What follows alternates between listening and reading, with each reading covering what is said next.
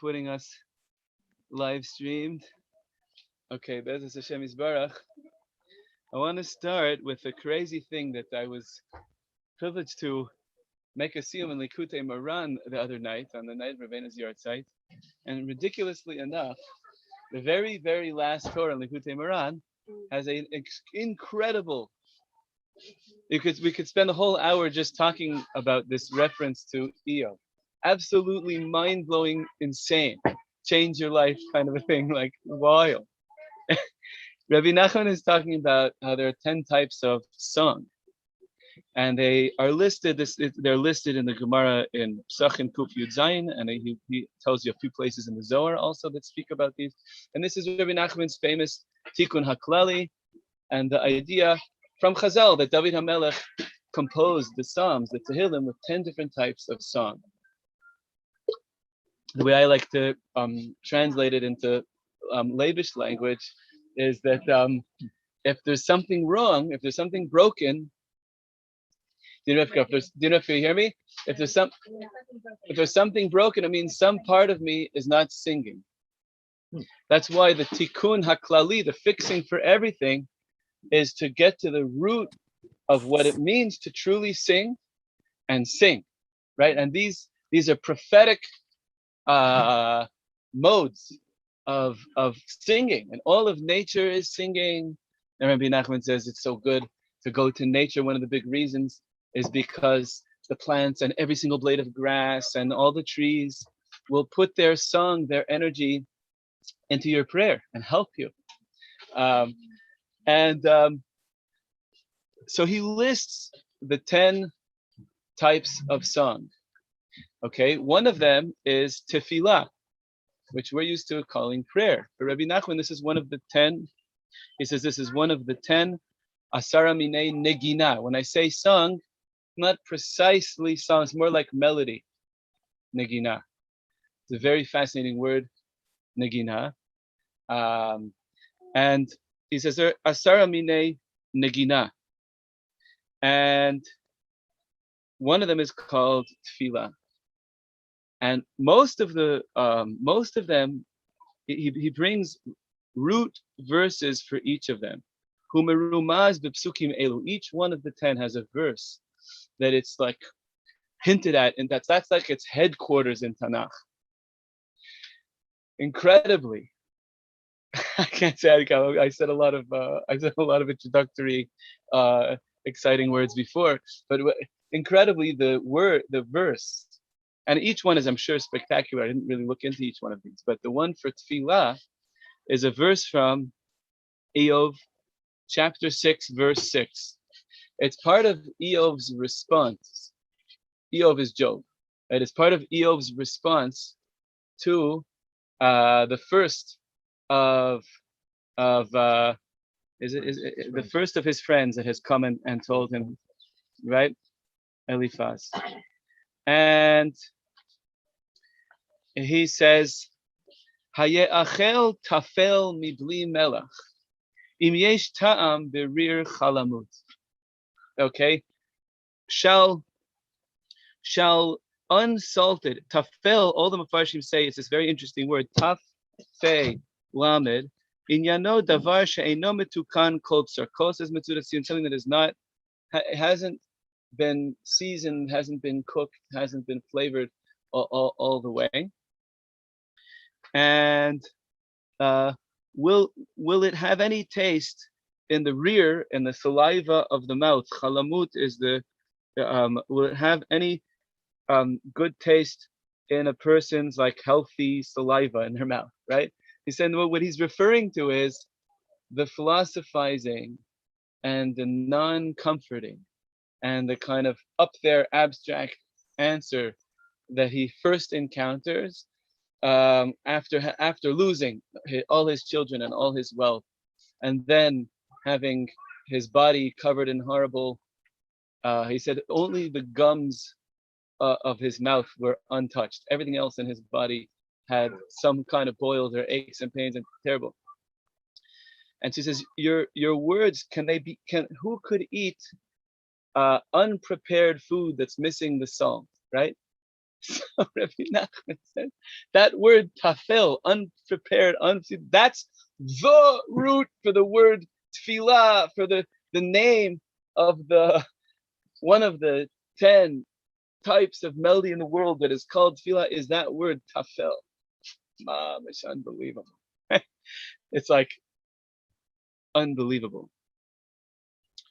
And so I had a thought. First of all, I saw in the Sefer Toras Nasan, which brings places in the Kutei Halachos from Reb Nasan, soon to Rabbi Nachman, where he comments on parts of the Quran they're sometimes hard to find. And he said the idea is that the concept of salt, as is brought in Torah 23 in the Kutei Moran, the concept of salt is related to a tzaddik.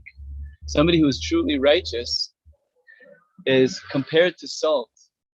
And Rabbi Nachman even says in this kind of a way that when things are bitter and you put salt on them, it sweetens it. It makes it chicken soup, whatever it is. Salt brings out the flavor. And a huge part, to my mind, first of all, of what a tzaddik is in the world. What a tzaddik is, hey David, what a tzaddik is in the world is to, because that's another huge theme in Likutei Moran, is connecting up one's prayers to the tzaddik. It's not an easy part of Likutei Moran to understand, right? What does it mean? Don't I have a direct connection to Hashem with that? What do I have to mean? What does it mean I connect my prayers up with the tzaddik? And yet, the Shalom Aleichem Shmu, and yet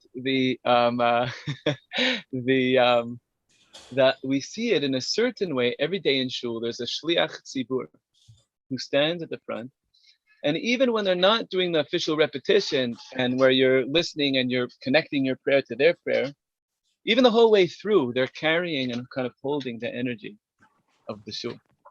Zrat Hashem, if they kind of know what they're doing, and there's a good relationship with the people in the shul.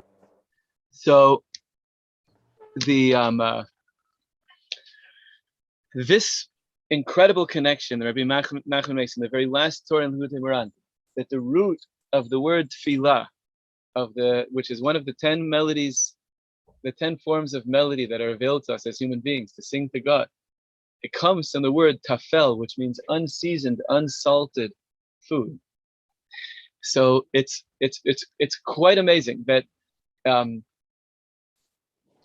it may be saying that when we talk to God, are we offering God untasty things like the friends of Iyov, who are towing the religious line, saying, if these bad things happen to you, must be because you did something wrong.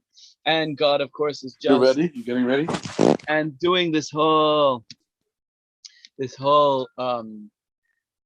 very superficial thing. As Rashi says in many places in Iyov, and I'm not going to go into every single verse and everything, it can be a little tedious, and each word is such like you see this verse, rear and chalamut, and these amazing terms. But Rashi says in many places in Iyov that Iyov, and this is one of them, that what Iyov really wants is nechama. He wants his friends to be there for him in a social way, in a comforting way, in a person-to-person way, not in an explaining way. Who's that? In a human way, in a helping way, in a loving way, in a caring way, and that's something that's totally different. So and this is something that happens a lot between people. One person A has problem, and person B says, "Oh, I'll give you a bunch of possible solutions to your problem," when really person A just wants you to feel with them, Sort of the way feel the pain with them. And what's that? Sort of the way that a marriage succeeds or breaks down. It can happen in marriages, and again, it's a fine line, because sometimes it really is good to look for solutions, and it's not simple. There's no official, but a lot of the time, what people are looking for is be with me in this, right? They're looking for the connection. So it's amazing that for Rabbi Nachman, the root of the term tefillah, I mean, there are so many times in Tehillim that the word tefillah appears. Tefillah leDavid, tefillah leAni, tefillah leMoshe.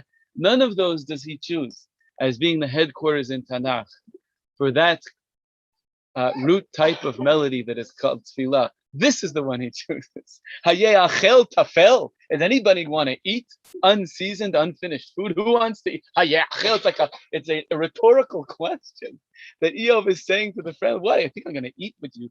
You're offering me this meshugana, abstract philosophizing. Do you think that? You think it's bland, tasteless, nothing? It's not. My saliva gets nothing from this. My saliva gets nothing from it. So I'm just actually talking about his rear. Was that?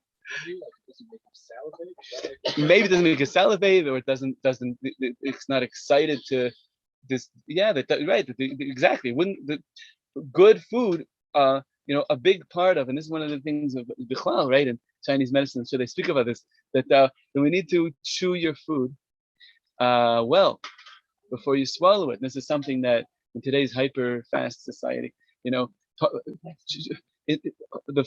food, it needs to be tasty in order for it actually to be digested well. If you just can't wait to just swallow it because it's so bland and it doesn't stimulate saliva. Saliva starts the digestion process. Saliva is not just water. Saliva has digestive properties to it. It begins the thing. If it doesn't make you salivate, then there's something really missing in the whole thing. So, right, it evokes a little bit Yitzchak Avinu saying, right, I want to give you a bracha, so haveli matamim kasher ahavti, bring me something that I like. We have this amazing statement from Yitzchak Avinu, bring me, some yummy stuff, kasher ahavti, right? Doesn't just say matamim, right? The stuff that I like, and I'm going to be able to bless you, because my whole body will be in it, right? And here it's so amazing that tefillah contains, like, to really sing to Hashem in some way with what word tefillah means. And again, I'm interpreting over here. I don't have an exact script that I'm saying right now, or commentary. I'm just relating it, that the very act of prayer itself is a battle with with giving God tasteless stuff, right? Are you there with God right now? Are you caring about what God cares about? Are you davening really? Or is it, this is, what I'm saying? So much of Judaism is, It raises an interesting question, because at the end of the Iyov, Hashem chastises the three friends, right, kind of advice, saying, go bring me sacrifices of all these types, over and over again. If they already don't have that time to communicate properly with friends. Good question. Good question. Yehuda is asking that at the end of Iyov, when Hashem appears in a very, it's very, I'll explain this a bit further later. There's something, okay, to the question, that when Hashem appears, he tells the three friends, you need to bring sacrifices to atone for what you said and for the way you acted to Iyov. So he's asking, if they didn't know how to speak to him, then maybe their sacrifices also won't happen. So I think the answer is in the question, meaning this is God telling them something new, right? They thought they were saying the right thing all along, and now Hashem is saying, you better dig deeper, right? You better, David, shalom aleichem, good to see you. Make a mitzi. Wow, welcome. So he's saying by doing the sacrifices, this will, it's like an atonement. Now that they've heard for the first time from God, that the blackboard God that they had isn't the real thing, and that blackboard theology, they're being challenged to dig deeper. And it's a very cool connection to tefillah, actually, because the sacrifices are a form of prayer, or the prayer is a form of sacrifices, however you want to put it. that same tastelessness has to become tasty at the end of the book. So that's a really cool connection into the cloud.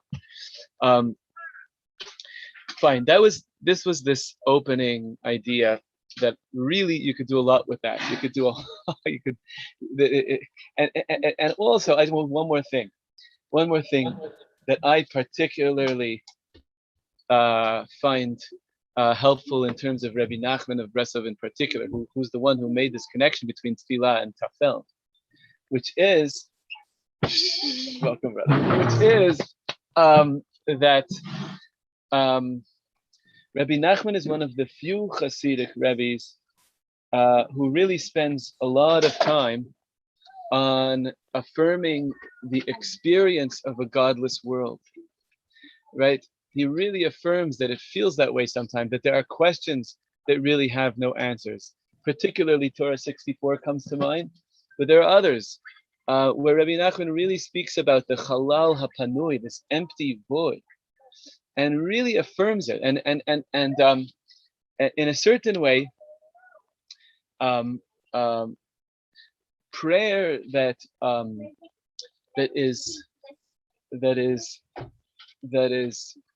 is connected. In other words, what we're doing here is we're connecting up the affirmation of the experience of abandonment, right? Iyov's big challenge, as we'll see soon from the Ramban, Iyov's big challenge was he felt that Hashem is not with him. Hashem is not with him in his life. And this made him feel also, as Rashi points out in a few places, it made him feel insignificant, unimportant, and that his prayers were not being listened to. So all the things that he did leading up to the Satan did to everything away. Senses I've been through the world and I see Iyov. I said, do everything up. You can do everything to him up to taking his life. But all the things that he described at the beginning that he did with sacrifices and always having guests and everything, wasn't that definitely an awareness of Hashem? That he was definitely was an awareness of Hashem. But after, once he's suffering to this degree, he has a lot of trouble. There are different opinions. The Malbim says in his heart he believed all along that Hashem saw everything and was overseeing every detail of creation, and he was just searching for an intellectual way of understanding what was going on with him. That's the Malbim. But most Mefarshim, the Ramban doesn't say like that. Rashi doesn't seem to say like that either. That Iyov really did have a time where he felt, yeah, in Olam Haba, in the next world, Hashem will take care of me and everything's going to be good. And I still believe there's God, and I still believe. But in this world, there's really, things are just random. And what comes along with that is a feeling of insignificance, of being unloved, of being unimportant, and so on. So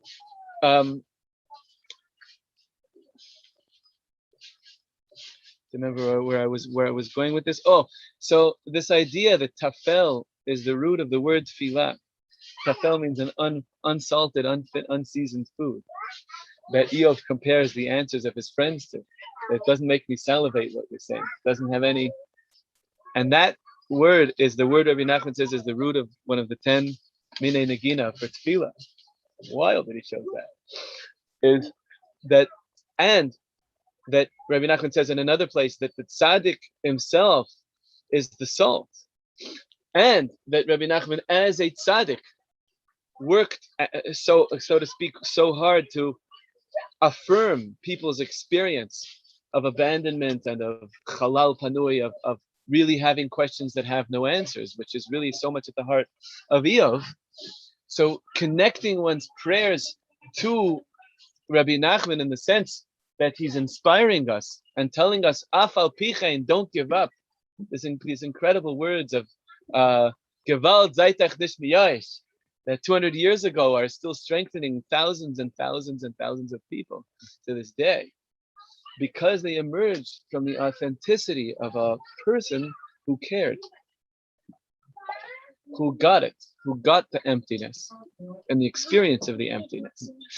And so the salt that is the inspiration that he gives us to go to the forest and talk to God, despite, from within and mamish emerging from the mimamakim kraticha Hashem, from like the depths of our experience of real abandonment, and really feel it. Then what you get out of hopefully we get out of it are prayers that are tasty, that have some zing, that have a salt that makes heavenly digestive juices go, so to speak.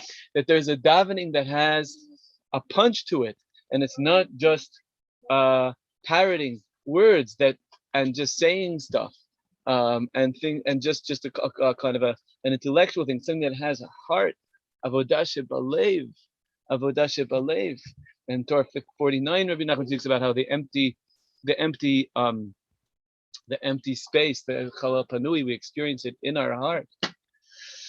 So tefillah is avodah shebalev, is that. It's for it to really be avodah shebalev means to experience everything that the heart experiences and really cry out to God. And now you got something that's it's like tasty, so to speak.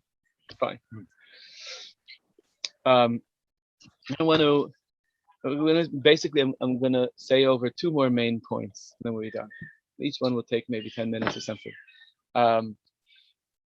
One is the Ramban. I spent a lot of time with the Ramban's parish. It's not easy, and I skipped good chunks of it, but I spent time with it.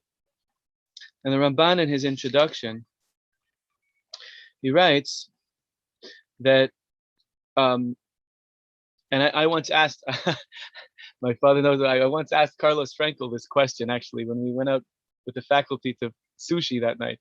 I asked him, is it really true that according to Aristotle, not only is God controlling all of the small matters in the world, but God doesn't even know what's happening in the world? And he told me, yes, that was Aristotle's position. It would be amazing. God is so perfect that he doesn't know, not only he's not watching over, but doesn't know what's going on in the world. An amazing thing. And the Ramban brings this. He brings it in his introduction from Aristotle. He quotes Aristotle, but he says that in the name of Aristotle. And that these are these two big things of yedi'ah and hashgacha. The sense that God really does know what's going on and is involved with it and is actually, making every circumstance very precisely just so, right? And the Ramban says that experiencing this is like one of the big questions. There's a reason why great minds felt that this cannot be so. And he says that even if someone argues, Nachamul, Gewalt, brother. He says, even if someone argues that, well, in this world, like the Gemara says in a number of places, in Kiddushin, a few places, that in this world, righteous have difficulties in order to fix their sins, and the evil people get good in this world to give them the reward for the good that they did in this world, and then in the next world it all gets evened out. He says, but still, Lama lo la tzaddik hagamur b'shnei olamot tov. Why not? Why does it have to be that? Well, you're suffering. It's good. It's going to be better for you. It's the friends. That was one of their main points. It's going to be better for you in the next world, and you must have done some small sins, and you're getting cleaned up, and so much better for you that this is happening to you, and so on. And he says, Aval be'emet, and this is still from the introduction, the Ramban, yesh b'zeh inyan sod gadol misodot haTorah. In this thing, there is a matter of a great secret, one of the great secrets of the Torah. Lo yesigem dat hachoshev. It's not something, and this is one of the places it relates a bit to my PhD kind of, that you cannot figure this out with your mind at all. You cannot figure out with your mind. It's only something that you can learn, and he calls it learning. Rak hazoch lahem lomed mipi melamed ad Moshe Rabbeinu mipi agvura. It's something that has to be, and here I want to translate lamed not as teaching, but as kind of being given over to you from someone who experiences it in their life. And it's not something intellectual. It's not an explanation. It's an experience. that someone can give you out of their experience, which they got from someone out of their experience. And what is that? Elihu, the fourth friend, the youngest, who speaks up at the end, who Hashem does not say has to atone for his words. And the Ramban over there says that Elihu was hidden in the words of Elihu is this great secret, and he doesn't explain exactly how. And again, it's something that it seems that language cannot do it. It's an experiential thing that needs to be kind of given over. And he says it's related to the verse in Tehillim, chapter 73, verse 23. Va'ani tamid imach achazta biyad yamini. I am always with you, and you are holding my right hand. This sense that God is with you is not a abstract theological position.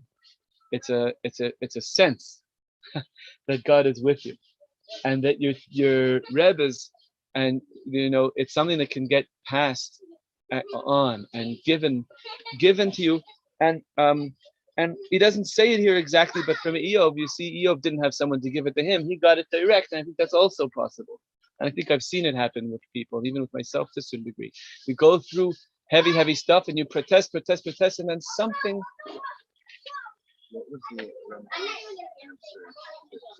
So he says it's a great secret, and he doesn't say exactly what it is. So I want to tell you a little bit what I think. I wrote some notes over here when I really felt I was relating to it to some extent with words. And again, it's not the words, but he says, he keeps talking about it as a great secret. Way later in chapter 33, verse 28, he speaks about this. It's this great secret. And I wrote in my notes over here that really Hashem is mazin, umakshiv, umashgiach. Hashem is listening, hearing, watching over. We feel insignificant and not watched over because, and we have a million reasons for why. And without changing any of those reasons, it's like things still feel random, and I still feel insignificant, but somehow I just know it's not so. God is watching over everything. I just can't explain how it's for my benefit. I am still cared for and important in the world. I just, it doesn't seem that way when I think about it with my mind. But it is so. This is the way that's the best I've been able to do, to sort of try to speak out this great secret the Ramban's speaking about. Basically, God is with you in the absurdity. Without an answer. And then in chapter 38, when Hashem does appear to Iyov. So now I want to this is the last topic for today, is the storm wind that Hashem appeared from. Vayan, chapter 38, verse 1, Vayan Hashem et Iyov min hasara vayomar. That's a very interesting thing, just also that there's a Greek tiv. The way it's written in Tanakh is Mem, Nun, Hey, Samech, Ayin, Resh, Hey, one word. Like Min Hasara, but they're smushed together to be one word. Min Hasara, from the storm. And here I think the Malbim really mamish knocks it out of the park on this one. Malbim says, and it's related to the Gemara in Bava Basra Tadzayin, where the Gemara points out that the storm wind was the first thing that caused him his troubles. That blew down the what's it called? The house where the kids were, and they all perished, right? So, or maybe it was the livestock, I forgot right now. But it began with a Sarah, and then the revelation from Hashem comes from a Sarah. And he says,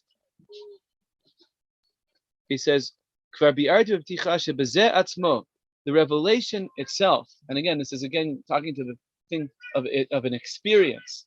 This in of itself, this in of itself, that Hashem is revealing Himself to him. This itself was an answer to everything Iyov really wanted. Was despite it all, it's not unplanned, it's planned. I just can't explain. You're not going to be able to understand how and why, but it is. And you are loved and important, and you're not insignificant. You really are significant. It's just God is with you. Not with an explanation, but it's an experience. God is with you in it, with it, right? This is, I think, also a huge, just parenthetically, part of what Sukkot is. My friend Shlomo Kornfeld said, I forgot who he was, I don't know if he told me who he was quoting them. The man of the big work on Sukkah spiritually is to really bring everything into the Sukkah. Not to leave parts of yourself behind. Say, oh, it's a holy place, I'll leave my issues, my doubts, my pain. No, bring it all into the Sukkah. And just know that Hashem's clouds of glory are with you. And it seems to me that the word kavod, in Ananeha kavod, I don't think it's the kavod of Hashem. We say haketer v'hakavod l'chayil olamim, and they're all opposites. And the Ishbitzer says in that hymn, they're all opposites. Like hamalucha v'hamemshala, like kingship and dictatorship are different things. The king is made by everyone else. The dictator rules by force, and so on. And the Ishbitzer has Torah on each of those couple, what do you call them? Opposites, right? Couplets or opposites, right? So hakeser v'hakavod, keser is talking about Hashem's crown, and kavod is the honor He gives to us. That's what I think. And the neha kavod, the clouds of honor, or the honor that Hashem is showing us, that we to help us feel important and cared for, and so on. And that's what the sukkah is about. The whole idea of Hashem looking after the world, and that Hashem is involved precisely in everyone getting everything according to what they deserve. With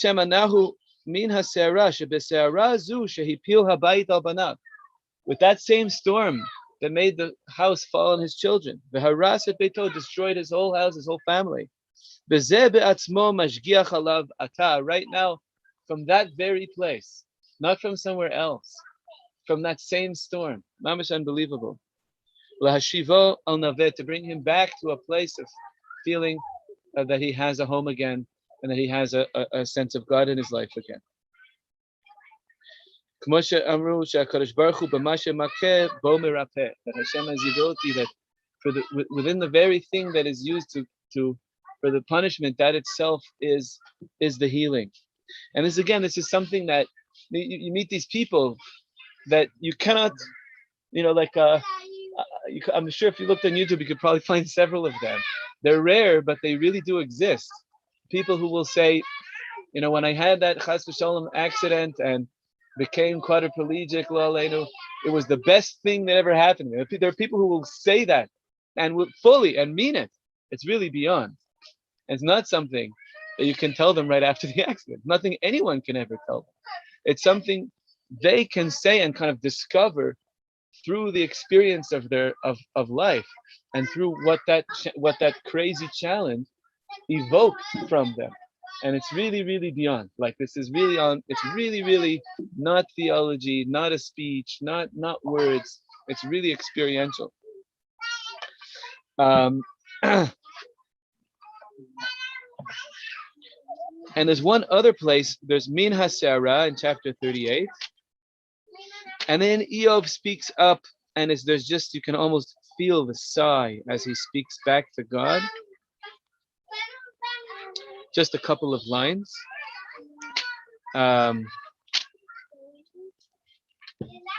That is a bunch later. Sorry. I think it's in chapter 40.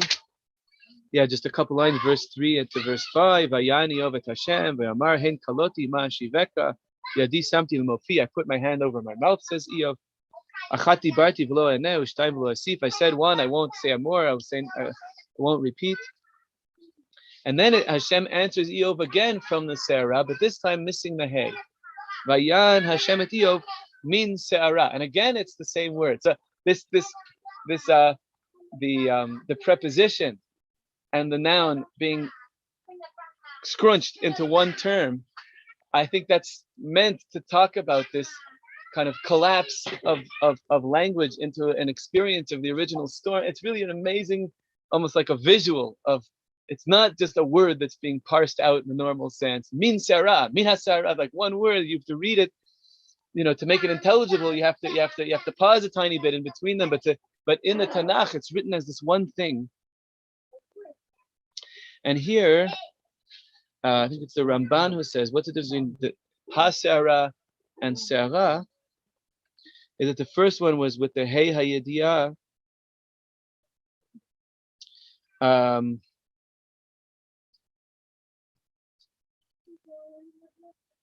Here the Ramban says, Lo nikra min ha'se'ara harishana hanikret be'hei. L'rov godla, because it was such a huge and crazy storm. Rak b'se'ara nachami mena. It was a lesser storm. And here I think it's me filling this in. I can't remember now if I saw this somewhere else or just the Ramban got me thinking. I think it's just the Ramban got me thinking that ha'se'ara was Iyov's particular experience of calamity. Thus, that storm that ruined me. From that storm is the first answer. And then the second time Hashem says this means Sarah, that's from, I think, maybe the general unfairness of life that's just kind of a baseline behind everything. Stop. Means Sarah, without the idea, without the specifying. It's or could be very nice, David. I'm trying to say what you're saying. But that's also a gaval. That he no longer sees the storm. Could be still the same storm. It's not the storm anymore. It's just part of a greater sense of storm. That the whirlwind or storm is just a natural part of creation and everyday experience. And so it goes on all the time, maybe in the background, but it's particularly Hasara is the one that's impacted me. Changed my life. Yeah. So whether you want to see them as the same or develop, he's developing to seeing that storm as being less specified, and it's part of the general storm of the world. However you want to see it, there's a process that's going on for him. And do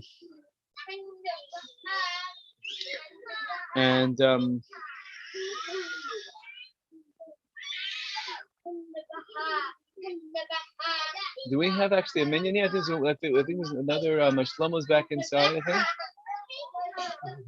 Okay, in any case, we're just getting close to finishing up. Yeah. Okay, so yeah, just one last thing about the Sarah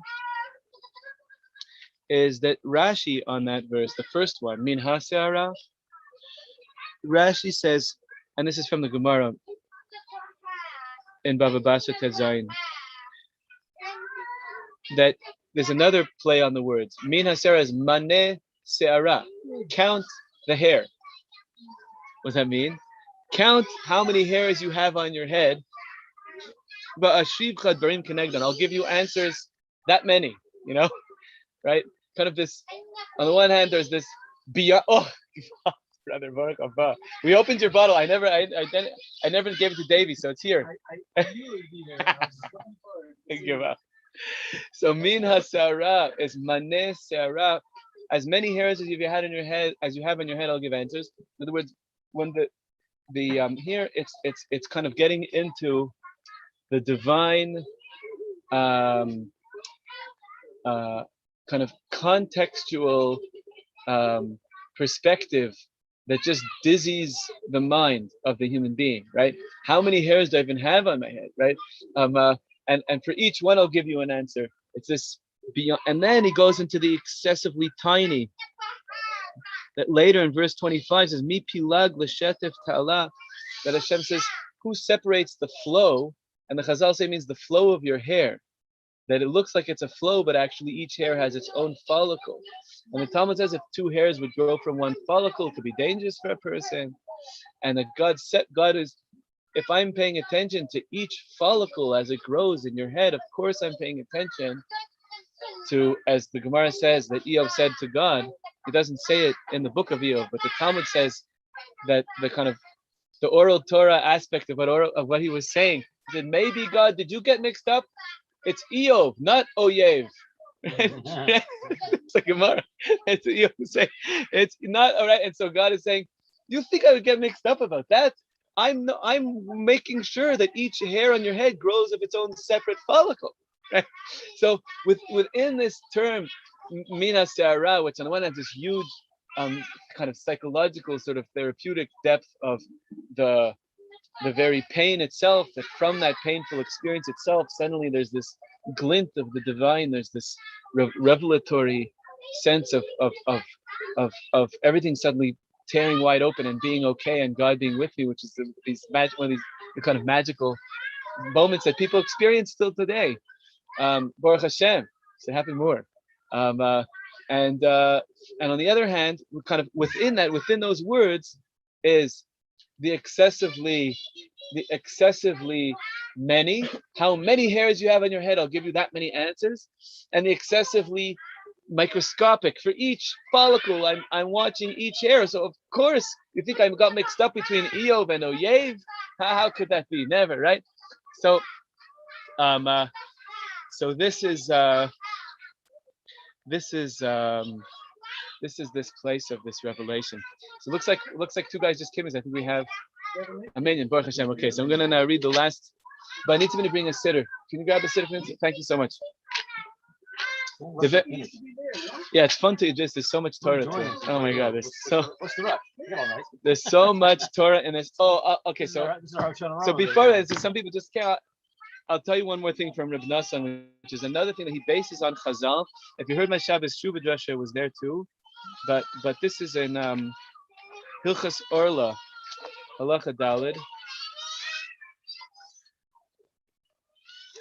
where another thing about when Hashem reveals himself to Iyov, he asks him, where were you when I created the world, right? Eifo, right, this is at the very beginning, back in chapter 38, Hashem says, Eifo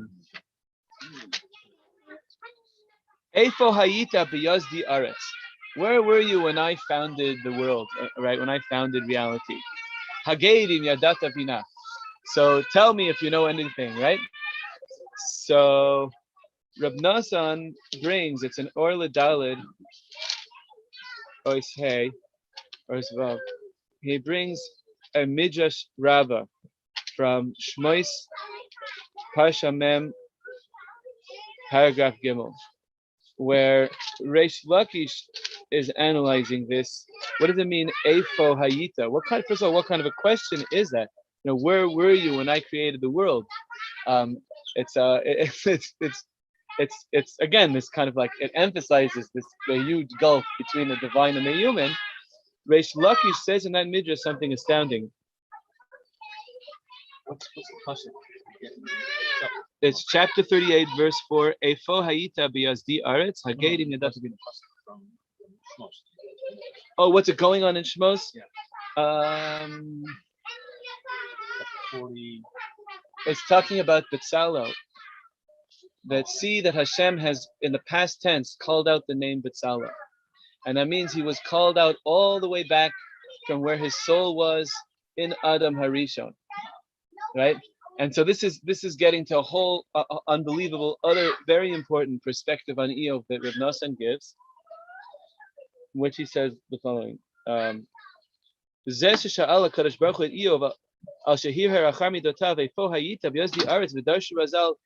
they take the word Eifo and they say Eifa. Eifa is a measure of volume. The Eifa Shelcha Heichan Haita Ba'Adam Harishon. This is Reish Lakish talking. Where was your Eifa in Adam?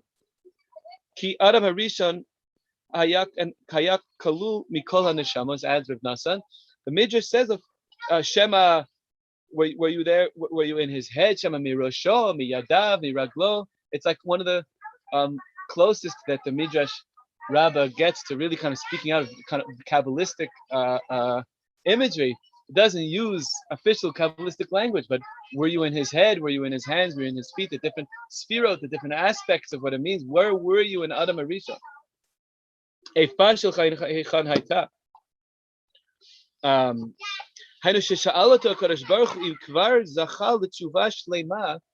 Says, did you really do full tshuva? And here, full tshuva doesn't mean did you fix the things you did wrong. It means, have you really returned to who you really are and what you're supposed to be in the world? Which is that's like that's like the thing that nobody knows how to do that, right? And it says, and no one can tell you exactly how to do that. Adam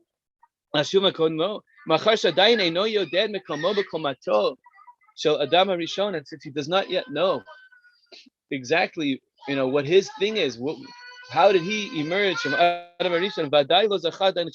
Surely he has not come to full tshuva. This is really powerful word. That's why everything that's happening to him is happening to him. There's this one level of the whole book in Iyov is so focused on, but I haven't done anything wrong. I don't deserve this. I don't deserve this. Not like looking at kind of reward and punishment. But there's a whole different thing which is not about plus or minus, but rather like color or type or mission. Have you found your mission? And Hashem will sometimes make things difficult, painful in different kinds of ways to Bezrat Hashem, and hopefully we don't give up. And that's we need Rabbi Nachman, we need all the tzaddikim, that as things get hard and they get excruciatingly hard. But that's Rav Nosson says that's what Reish Lakish is saying. That's what was going on with Iyov. Is Machmad Zeh over alav kol ma she'over ki kol ma she'Hashem yisbarach mesabeh b'ma'adam hakol tevatot, all for your good, not in the sense of reward and punishment. Nothing to do with reward and punishment, but to help you be you. That's what it's about. In order to help you be you. That's a whole different thing than a mathematical calculation of how much I deserve or don't deserve. Nothing to do with deserve or don't deserve. It's helping you to grow and be who you need to be. And again, this is something that we need. We need mentors. We need good friends. We need to sit together in the sukkah we need like another few months of sukkahs. In Israel, you can do that. We need a few more months of sukkahs at least. Every night should be like this. Oh my gosh, amen. So this is an important thing from Reb Nasan. Okay, and if once I'm at it, I'll say a little bit more of it. The end of Iyov has a really abnormal amount of talk about the Leviathan, the Leviathan. It's very strange. On and on about the different things. First the behemoth. Yeah, and mamish, that tomorrow we're gonna say a prayer that's based on the pasuk that is in the second to last chapter of Iyov. Mamish, it's a crazy thing. How Hashem gives you these nice connections that are connected to that last Torah Mekutei Moran and the last day of Sukkot, and the last verse of last chapter of Iyov is about making a sukkah out of the skin of the Leviathan. What is that? What is that? What the heck is that? So I'm not going to get to the bottom of it, mamish, but I'll read to you a little bit. Just keep it nearby. This is from in the Ein Yaakov. There's a perush called Perush HaKosev. I'm not even sure who. It's an anthology. I'm not actually sure who put it together, and I don't know if I'm going to find it right here. Perush HaKotev, Amar HaKotev. Oh, HaKotev. It just says Me'et Harav HaMe'asef.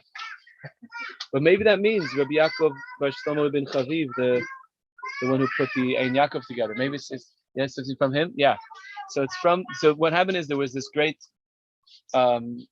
rabbi who put together all the Agaditas, all the stories of the Talmud, and left out all the legal stuff, and thereby kind of saved the lives of a lot of Jews who just couldn't handle the legal side and needed to learn Ein Yaakov between Mincha and Maariv, one of the great practices that I've probably underdone today, but used to be very widespread. We can bring it back. Yeah. Oh yeah. Is that the show? Bring it back. Wasn't that tied to the I don't know. I don't know. So here he wrote a anthology of different teachings he found in the Rishonim, and here he finds from the Rashba, paragraphs and paragraphs and paragraphs about the Levios. I'm not going to read you the whole thing. You guys should look at it. It's on Bava Basra Daf Ayin Dalet. On and on, trippy stuff. You'll see what I mean. It's really wild stuff. He says, what is this? First of all, the Gemara says that we're going to eat the Leviathan. That's going to be the Seudah. It's going to be this great feast at the end of time for the righteous.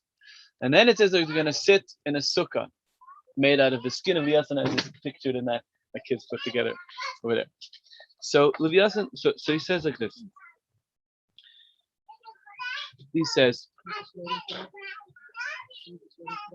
the eating of food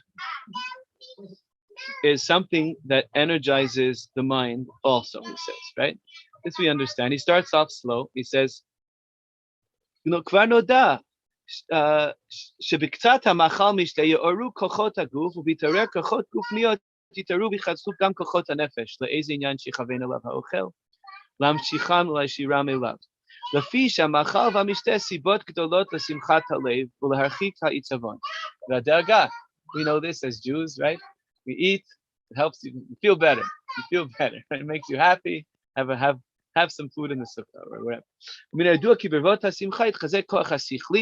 And the more joy you have, the more your nefesh gets stronger. You'll be more able to learn and understand. And he says,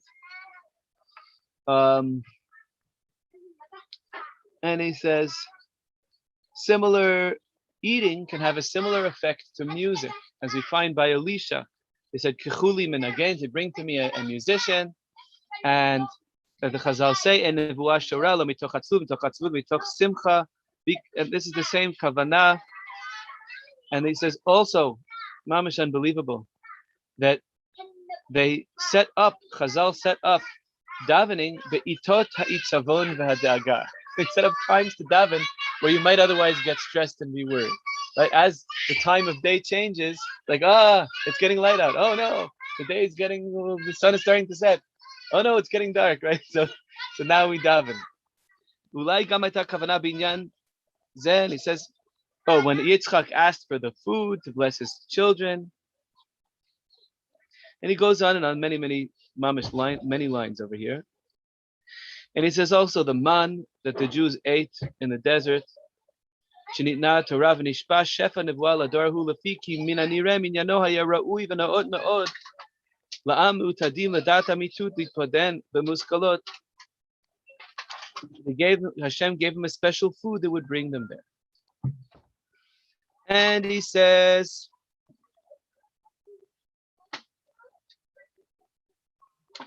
and this is also why Chazal say about man, they say in Gemara and Chagiga that they list the 7 heavens.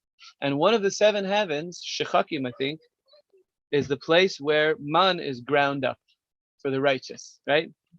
And he says, what is this? Because we know Chazal say in Olam Haba there is no eating and no drinking. What does this mean that in some certain section of heaven they're grinding man? What is that about? He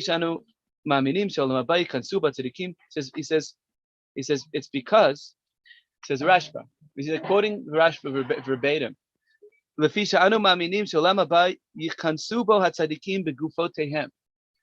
Olam Haba is where we'll enter into physically with their bodies. Will be something similar to Moshe going up on Mount Sinai. V'im tirtze lomar b'inyan Eliyahu v'Chanoch, or maybe it'll be something like Eliyahu and Chanoch who went up to heaven. Shenaseh besaran kilapidei esh, that their flesh turned into flames of fire. It could be,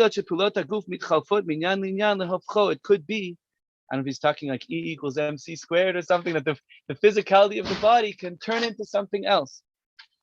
Al kopanim rega yafrid ben apula rishona l'shniya v'imken al kopanim ayel pula harishona rega bo yishalem nihugam. So he says there must have been a point where Eliyahu Hanavi's body changed into this fiery body, and Chanoch as well. And the ulai, now here's where it gets far out.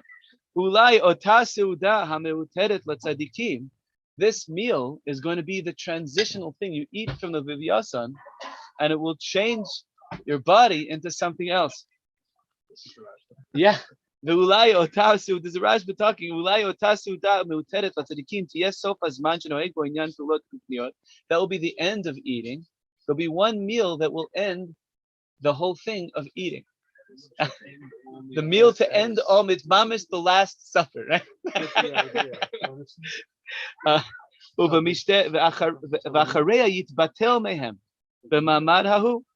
And from then on, you yoshvim v'trotehem b'roshehem, everyone will be sitting with their crowns on their heads and just getting the oneg straight from God. And from then on, it will be a whole different experience. Miziv hashchina. But this meal is the exact midway point between Olam Hazeh and Olam Haba. So that's the Rashba. I'll read you one more thing from the Ben Yehoyada. This is the Ben Ish Chai. The Ben Ish Chai on this Gemara, he says a beautiful thing. He says, Seuda, word Seuda is the letters Sod, Ayin, He. Roshei Tevot, what's Ayin, He? Eitz HaChayim. Sod, Ayin, He. The secret of the Eitz HaChayim. That eventually every Suda has a potential to connect, but this Suda of the Leviathan will mamish eat the tree of life. It will be the eating of the tree of life. That's what the eating of the Leviathan is. It's very high stuff that's just fun to mention out. And he says, what does it mean that it will be in a sukkah? A sukkah means that everywhere you look, and that's the fun of a sukkah also, everywhere you look reminds you of the clouds of Hashem taking care of you in every direction, even down. There were six clouds and a seventh one ahead, preparing the way. So that's the inyan of the, and he says, therefore, it's very important that we learn all four aspects of the Torah and all the highs and the lows and every aspect, so that it will make the experience more multidimensional. Yeah. And that's so when Hashem in some way, when Hashem is talking to you, and those are some of the hardest verses to really, what is he telling him? What is each verse adding? It's very, very, we're really just mamish grazing the surface of the book, but in some way contained within it is a taste of this future sense of a real answer, mamish, the meal of the Leviathan and the sukkah of the Leviathan, which also the Rashi brings in, later on in his piece. He says it comes from the word, the Leviathan comes from the word lelavot, and it's the Leviyah, it's the togetherness of the soul and the body. That's what the Rashba says at the end. It says Leviathan means that your soul and body really become one, and there's no contradiction anymore. So these are things that, again, you could talk about, but it's experiential and we haven't got there yet. But it's just cool to know that they're in there. And for our prayer tomorrow when we leave the sukkah, that Yehi Ratzon Yeshev Sukkatosh Orosh Leviathan, we're gonna have a little more kavana that's going to be a great comfort for us. That it's real, that we can have a bit of a taste of it, and that in the Tanakh. I'll end with one last thing: is that the Tanakh. I think that Iyov is the most unique book in the Tanakh. You could argue Shir HaShirim has this very particular quality to it, and Tehillim is prayers, but Iyov is really so rare that you have people with long-winded oration like that. I don't think anywhere. Kohelet is a little bit like it, but it's missing the energy of the dialogue. Soliloquy, whereas Exactly, and the Malbim brings in his introduction to Iyov from this rare midrash, like a Yalkut Ruveni or something, that Moshe was going around in Mitzrayim reading Iyov with the Jews while they were enslaved. On Shabbos, when he got them their day off, he would read to them Iyov, because there's an opinion that Moshe wrote the book of Iyov. And he would go around reading them Iyov, and they would get great comfort from it. Because, you hear all the theologies, and then Iyov saying, it's all unsalted, it doesn't taste good. And Hashem says, you guys have to bring sacrifices for what you said. It's very affirming, once again, of how much someone who's in pain can't hear a theological answer to it. Needs the experience of closeness of people, closeness of the divine. They need an experience of closeness and comfort. They don't need an explanation, and that itself, and that was what it was for me the last bunch of months. Speak personal for a second, and also within Corona and everything, to read it really does. It carries that nechama. And that Midrash takes it from the verse that Paro says to the Jews, Al yishu b'divrei shaker, that they should not turn to things of falsehood. The Midrash says it's from the word sha'ashua. They should not be delighting in these false things, which was what? They were delighting in the scroll that Moshe was reading to them, which was the book of Iyov. That it brought them the one thing that can bring somebody who's in a really dark place delight is the book of Iyov. It's really something amazing because it so affirms that the abstract and this, that what you need is experience and closeness and nechama, and that itself, just reading it and reading verses in the Tanakh that carry that just the magic of the Tanakh with them, it really does do that. And I'm very thankful to Hashem for having had this experience. Amen. Thank you for joining me tonight. Thank you very much. So now we have a minyan. Yeah. Amazing. Exactly. We'll make a Kaddish.